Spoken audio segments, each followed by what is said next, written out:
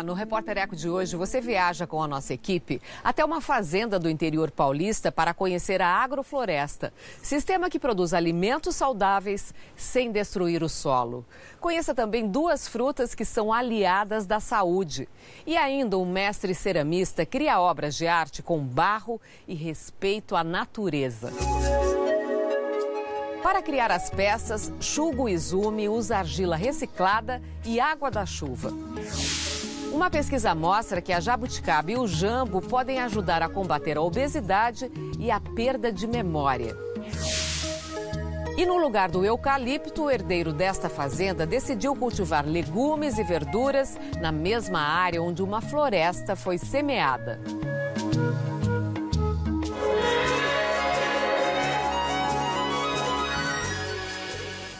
Um mestre na arte de moldar o barro. Shugo Izumi cria obras de arte com a cerâmica. A criatividade e o respeito à natureza fazem de cada peça uma lição de vida.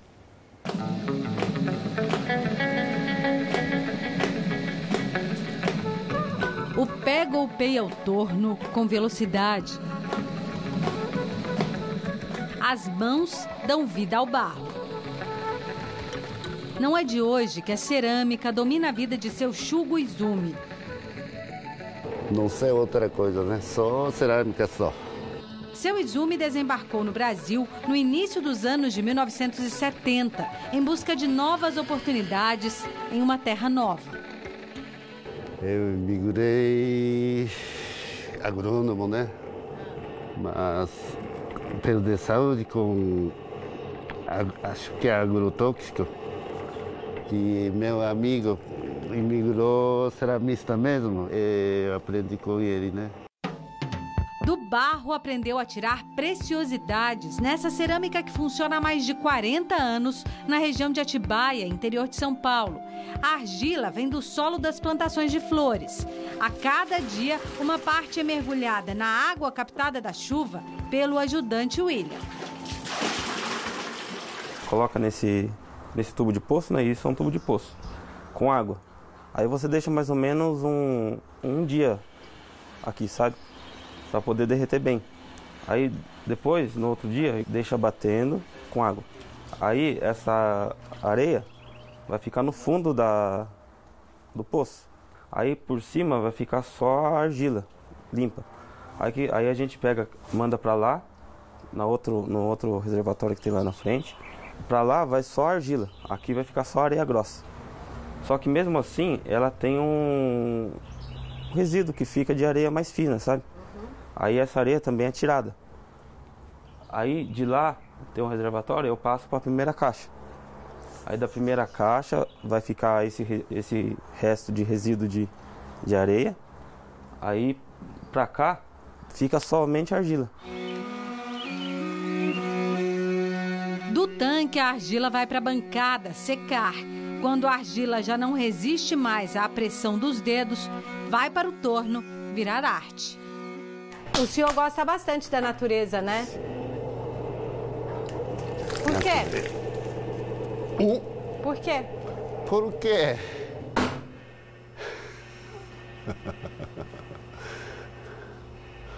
Por quê, né?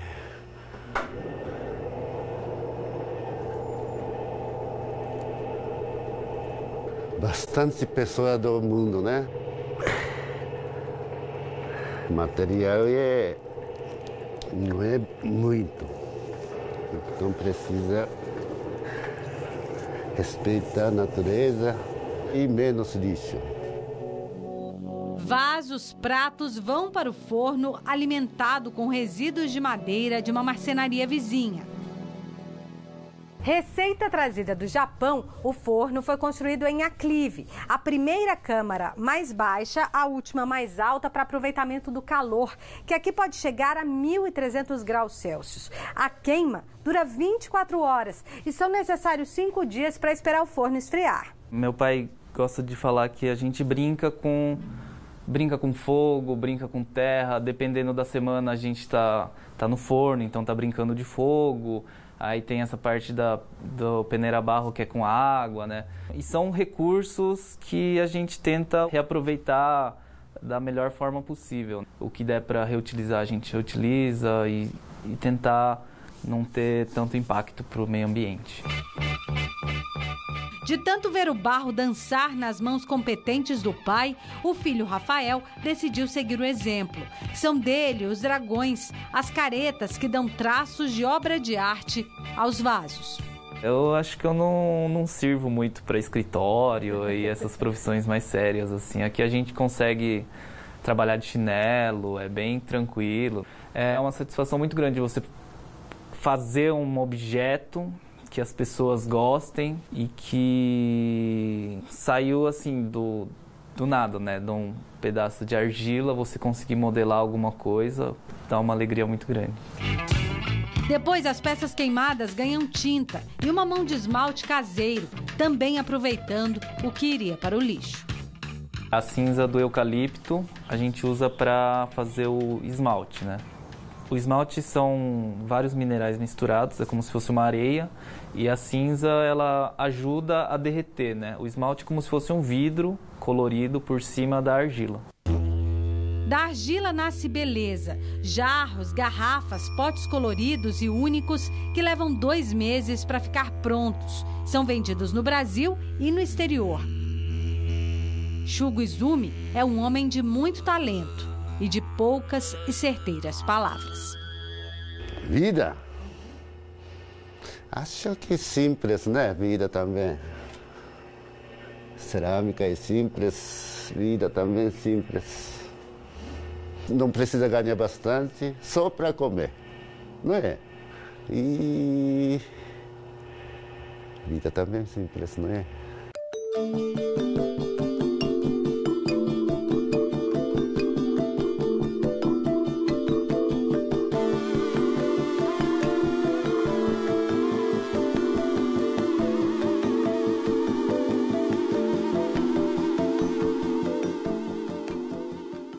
Você acompanha agora alguns dos fatos e pesquisas na área de meio ambiente que tem destaque aqui no Repórter Eco. Cientistas da NASA, Agência Espacial Norte-Americana, divulgam uma animação inédita que mostra como é o Polo Norte de Júpiter. As imagens foram criadas com dados coletados pela sonda Juno, que está em órbita do maior planeta do Sistema Solar. O vídeo em infravermelho 3D mostra os ciclones e tempestades que acontecem no norte de Júpiter.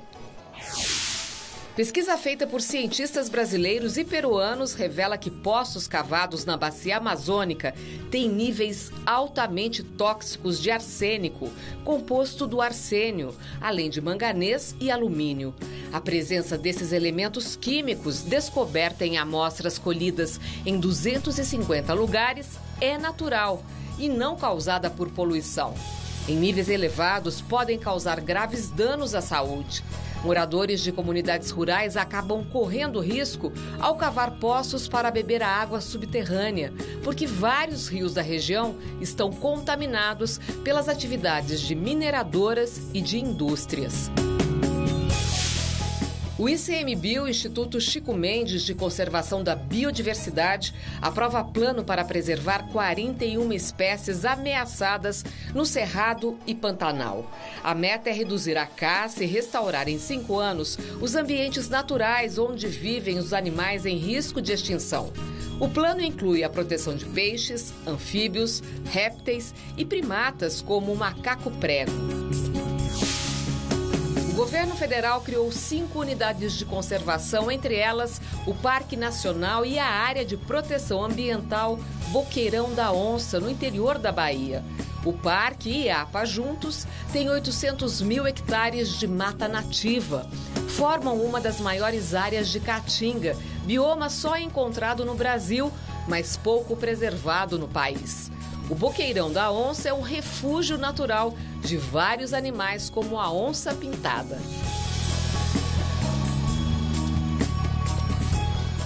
E aguarde, porque tem mais. Uma fazenda do interior paulista investe na agrofloresta, sistema que une a produção de alimentos com a recuperação da mata.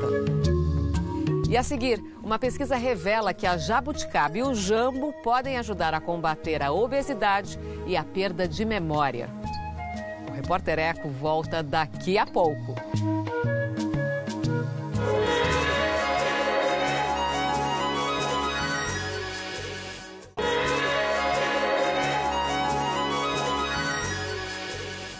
Uma pesquisa comprova os benefícios para a saúde da jabuticaba e do jambo. São frutas que podem ajudar a combater a obesidade e a perda de memória.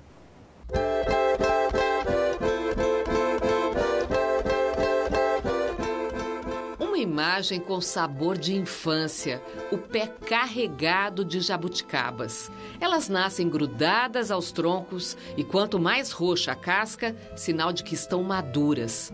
A jabuticabeira, árvore nativa da nossa Mata Atlântica, é uma velha conhecida do brasileiro, diferente desta outra espécie exótica, o jambeiro.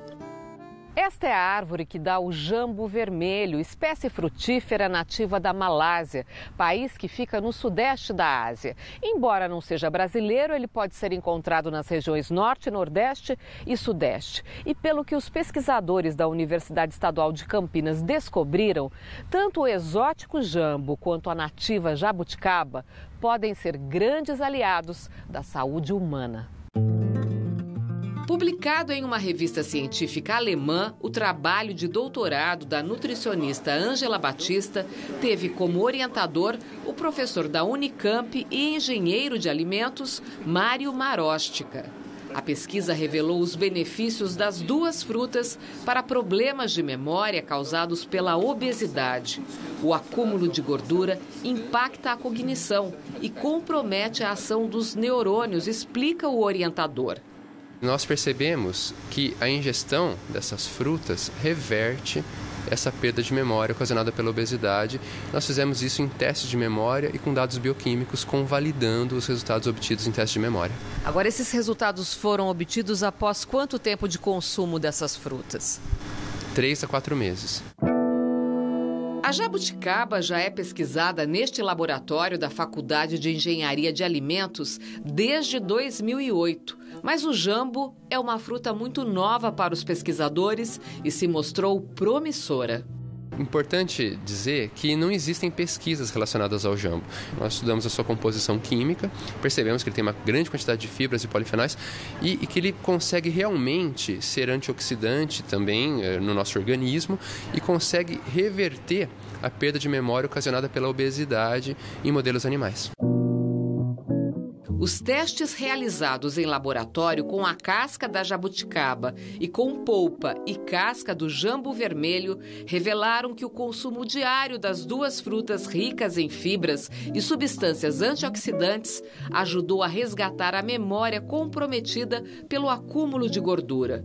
Segundo Mário Marostica, elas também podem ajudar no controle da obesidade.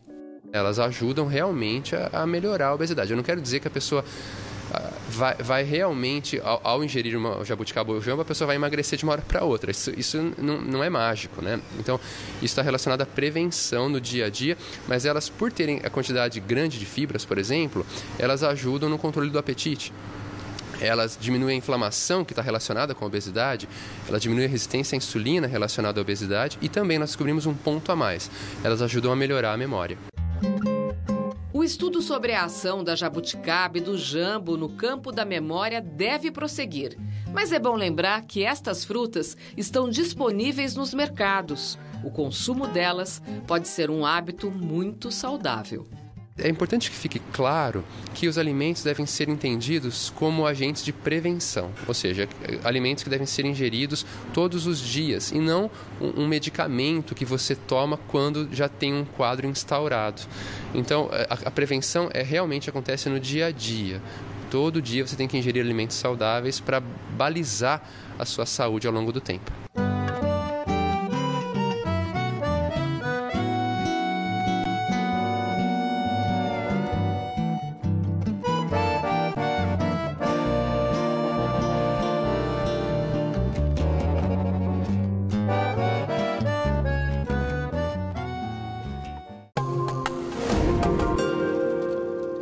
Chegou a hora das imagens que a gente escolheu para você na internet.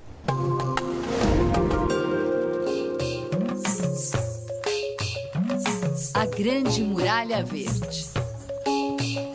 11 países africanos participam de um projeto arrojado: construir uma enorme muralha de árvores e plantas de 7.000 quilômetros de comprimento e 15 quilômetros de largura.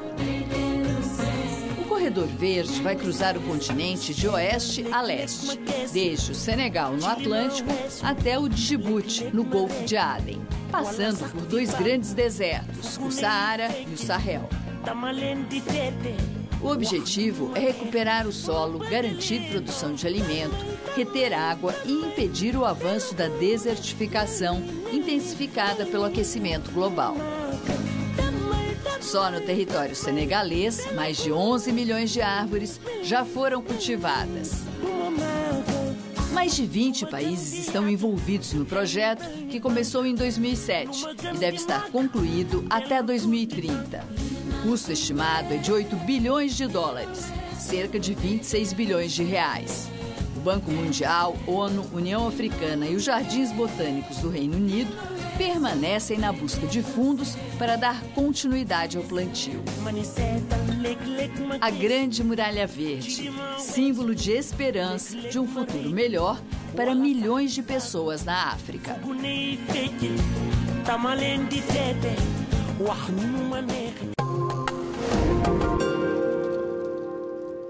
E você vai ver logo mais. Uma fazenda do interior paulista investe na agrofloresta, sistema que produz alimentos saudáveis em área de mata recuperada. O Repórter Eco volta daqui a pouco.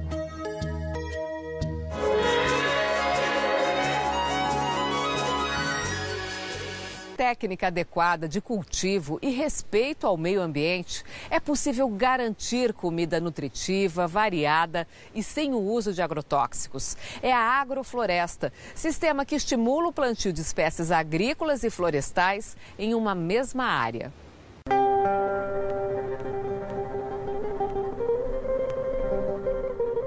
Estradas fartas do progresso.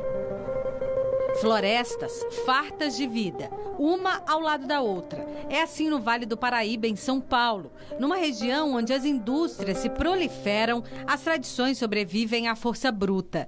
Basta olhar com cuidado para a fazenda de Coruputuba, em Pindamonhangaba. O que hoje é só um eco do passado, um dia foi praticamente uma cidade, com 9.000 hectares e 5.000 moradores. Tinha escritório administrativo quando ainda se escrevia escriptório.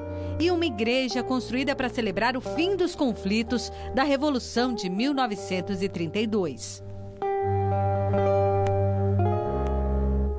Essa fazenda foi herdada do meu bisavô, tem 105 anos essa área aqui que está com a gente. E ele era desenvolvedor de floresta, no caso de eucalipto. Foi os pioneiros na produção de eucalipto aqui para celulose e papel na região. O bisneto Patrick Assunção herdou, além da propriedade, o gosto pela terra. Continuou o ofício de plantar, mas não eucalipto. Juntou centenas de espécies numa agrofloresta. A gente tenta, de uma maneira, imitar aquilo que a floresta faz, mas de maneira mais racional, de uma maneira mais útil, de que a gente possa entender o benefício que essa floresta pode nos dar e o que a gente pode dar de benefício à floresta. Uma floresta inteira semeada pelo homem. Estão aqui inúmeros guanandis, essa árvore nobre nativa da Mata Atlântica, além de espécies frutíferas, leguminosas. Um ecossistema que nasceu e se desenvolve há 10 anos. Antes disso, toda essa área era assim, um enorme arrozal à beira da cidade, aos pés da Serra da Bocaina. A gente plantou as bananas. O palmito, aqui é a banana, esse aqui é um palmito Jussara. E as outras madeiras para poda. A gente tem aqui um ipê de 7 folhas, tem um pau-viola, a aroeira, ali tem uma talaua movata. Todas essas coisas aqui, a gente pode podar ela uma vez a cada 2 anos. Ela rebrota, essa matéria vai para o chão, que nos dá essa qualidade de solo, essa cobertura vegetal de solo, que é o que a gente procura. Então isso aqui é praticamente uma imitação de uma de uma floresta nativa, porém no manejo a gente acelera esse processo. Não é qualquer planta que se instala em qualquer lugar. Tudo aqui é calculado com base na relação de uma espécie com a outra. Muito mais do que competição, o que a gente observa é que as plantas elas fazem uma grande cooperação umas com as outras. É impressionante a integração de determinadas plantas ou a dependência de determinadas plantas em relação a outras. A gente costuma, em agrofloresta, a gente pesquisa isso e a gente encontra plantas-chaves, né, que vão ter um papel decisivo nessa cooperação. A ciência de plantar uma floresta e viver dela requer tempo e pesquisa. A semente começa a germinar nesse viveiro, mas pode chamar de laboratório a céu aberto. Ele é aparentemente meio caótico, né? Porque ainda mais quando a gente cultiva assim, plantas de diversas espécies, tudo misturado, mas a gente traz as plantas para cá, esses materiais genéticos que venham desde comunidades ou produtores e também entidades de pesquisa. A gente testa aqui, faz as mudas aqui, entende o comportamento dela no viveiro e depois leva para campo para compor os sistemas agroflorestais, né, de produção. Aqui é um sistema que a gente utiliza essa planta, que é uma leguminosa, chama Flemingia. Ela fixa nitrogênio no solo. Assim, como essa outra planta aqui, que também é utilizada somente para poda, né? É uma gliricídia. Tá? O que ela está fazendo aqui? Duas funções, né? Adubação verde e quebra-vento. Né? Um fator importante na olericultura é o sistema de irrigação de água. Você perde muita água por aspersão, por vento, por evapotranspiração. Então, com as colunas, né, que a gente chama barreira de vento, isso se diminui essa perda de água, então você está otimizando o consumo de água. E foi só permitir que o verde se espalhasse para a natureza fazer das suas. A quantidade de pássaros, tucanos, canarinho, saíra, quer dizer, apareceu muito mais animais do que tinha aqui, com certeza. Uma floresta de herança para futuras gerações. O produto alimentar que eu tiro daqui mantém o custo de manutenção dessa floresta que eu tenho em pé. Se essa floresta em pé um dia conseguir me trazer mais benefício, não só ambiental, mas econômico do que ela deitada, eu prefiro, né?